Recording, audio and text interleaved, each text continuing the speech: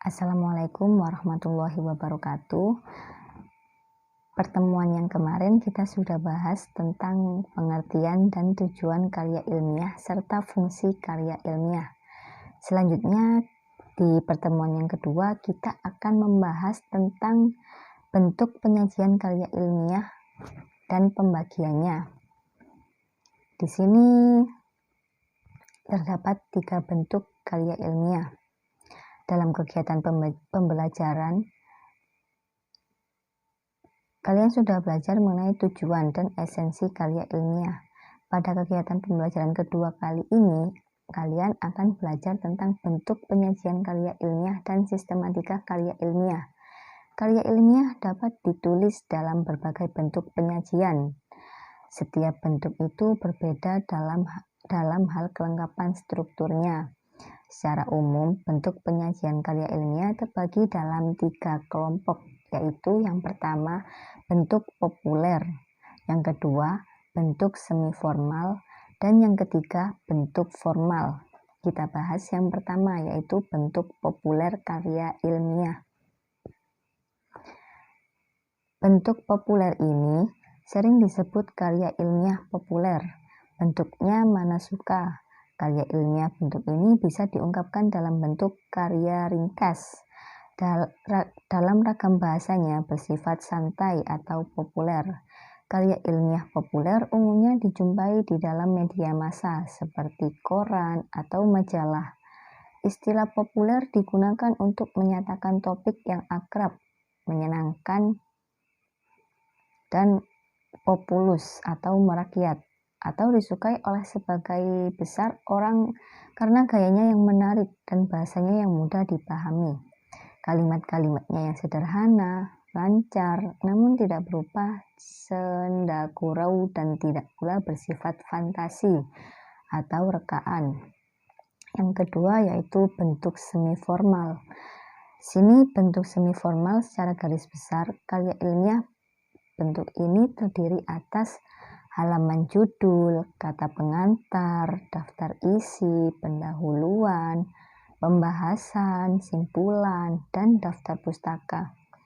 Bentuk karya ilmiah semacam itu umumnya digunakan dalam berbagai jenis laporan, biasa dalam bentuk makalah.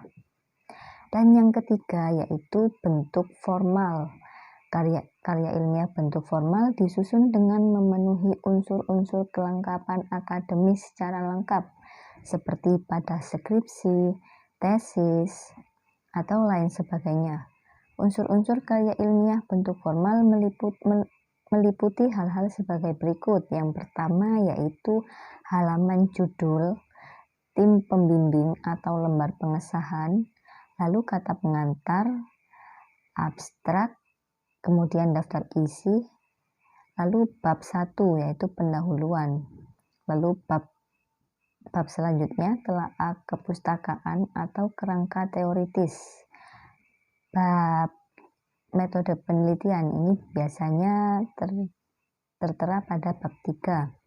Selanjutnya yaitu bab pembahasan hasil penelitian, lalu bab simpulan dan rekomendasi.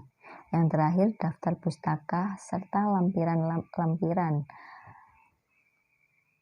Setelah lampiran biasanya juga ada riwayat hidup karya ilmiah dibentuk oleh isi bagian awal, lalu pendahuluan, tinjau pustaka, lalu metode, hasil dan pembahasan, dan yang terakhir yaitu simpulan atau rekomendasi. Baik, saya jelaskan.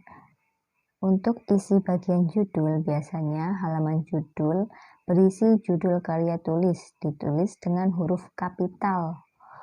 Jenis karya tulis misalnya laporan ilmiah atau karya tulis ilmiah, makalah, artikel ilmiah, nama lengkap, dan nomor induk siswa, serta lambang sekolah. Nama lengkap sekolah dan tahun lambang sekolah boleh diletakkan setelah jenis tulisan. Kalian bisa lihat pada modul Bahasa Indonesia Karya Ilmiah halaman 10.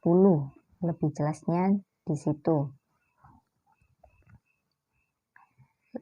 Lalu pendahuluan, isi dari pendahuluan yaitu bagian ini mencakup latar belakang masalah, identifikasi masalah, pembatasan masalah, rumusan masalah, tujuan penelitian, dan manfaat atau kegunaan penelitian.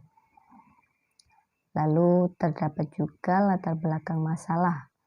Pada latar belakang masalah terdapat uraian pada latar belakang masalah untuk menjelaskan alasan timbulnya masalah dan pentingnya masalah tersebut untuk dibahas, baik itu dari segi pengembangan ilmu, kemasyarakatan, ataupun dalam kegiatan dengan kehidupan pada umumnya. Lalu terdapat rumusan masalah. Rumusan masalah ini persoalan yang dianggap membingungkan oleh penulis. Pada umumnya ditanyakan dalam bentuk pertanyaan mengapa dan bagaimana.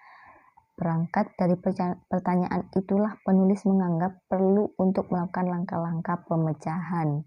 Misalnya melalui penelitian. Masalah itu pula yang nantinya menjadi fokus pembahasan di dalam karya ilmiah tersebut.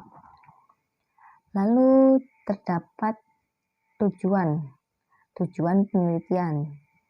Tujuan penelitian ini merupakan pernyataan mengenai fokus pembahasan di dalam penulisan karya ilmiah berdasarkan masalah yang telah dirumuskan. Dengan demikian, tujuan tersebut harus sesuai dengan masalah yang dirumuskan pada karya ilmiah.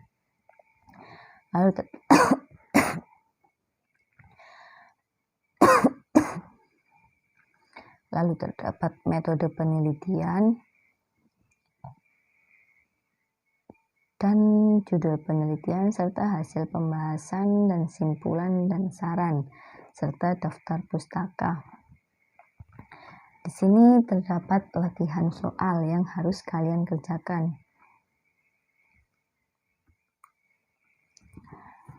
yaitu kerjakan soal pilihan ganda dan esai yang ada pada buku modul Bahasa Indonesia Karya Ilmiah di halaman 13 dengan benar.